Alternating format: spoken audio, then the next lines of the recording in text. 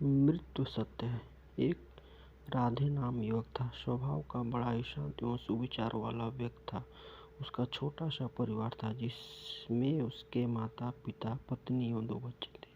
सभी से वह बेहद प्यार करता था। इसके अलावा वो कृष्ण भक्त था और सभी पर दया भाव रखता था। जरूरतमंद की सेवा करता था, किसी को दुख नहीं देता था। उसके इन्हीं गुणों के कारण श्री कृष्ण उससे बहुत प्रसन्न थे और सदैव उसके साथ रहते थे। और राधे श्याम अपने कृष्ण को देख भी सकता था और बातें भी कर सकता था। इसके बावजूद उसने कभी ईश्वर से कुछ नहीं मांगा।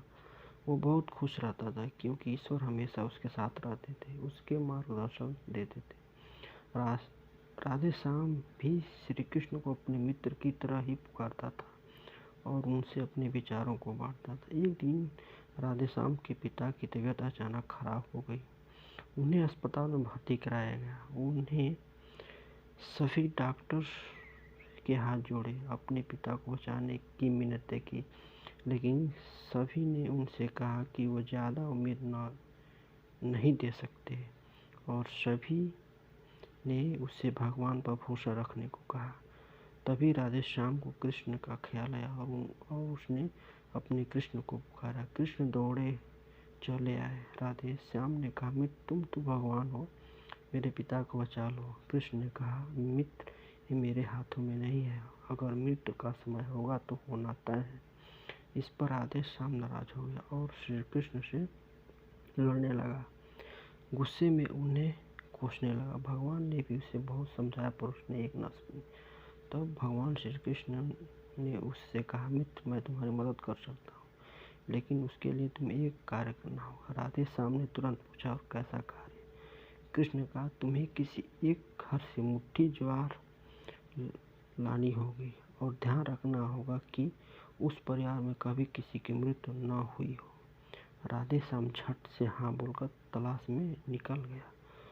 उसने कई दरवाजे खटखटाए। हर घर में ज्वार तो होती थी, लेकिन ऐसा कोई नहीं होता जिनके परिवार में किसी की मृत्यु ना हुई हो। किसी का पिता, किसी का दादा, किसी का भाई, किसी का माँ, काकी या बहन। 2 दिन तक भटकने के बाद भी राधे श्याम को ऐसा एक भी घर नहीं मिला। तब उसे इस बात का एहसास हुआ कि मृत्यु एक अटल सत्य है। इसका सामना सभी को करना होता है, इससे कोई नहीं भाग सकता। और वो अपने व्यवहार के लिए श्री कृष्ण से क्षमा मांगता है और निर्णय लेता है कि जब तक उसके पिता जीवित हैं उनकी सेवा करेगा। थोड़े दिन बाद राधे श्याम के पिता स्वर्ग सिधार जाते हैं।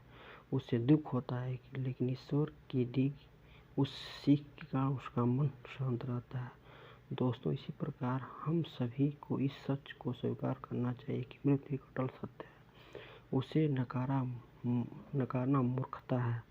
दुख होता है, लेकिन उसमें फंस जाना गलत है, क्योंकि केवल आप ही उस दुख से पीड़ित नहीं है, अपितु संपूर्ण मानव जाति उस दुख से रूबरू होती है।